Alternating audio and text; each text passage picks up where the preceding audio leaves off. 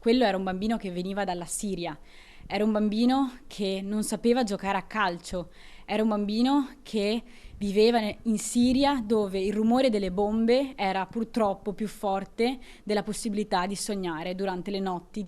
Il ricordo di quel bambino solo e spaventato è l'immagine drammatica che Anna Chiara Sarto, direttrice dell'associazione Protection for Kids, ci racconta per descrivere l'emergenza afghana attualmente in corso e che sta causando il collasso dei campi rifugiati in Grecia. E lunedì 15 novembre i volontari di Protection for Kids sono pronti per tornare lì, dove ora c'è più bisogno che mai.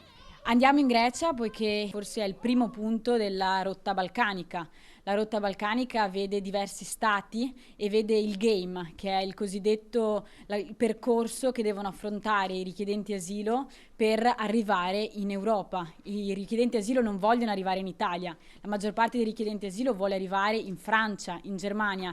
L'Italia, così come la Grecia, sono solo alcuni degli step che servono poi per arrivare in questi stati.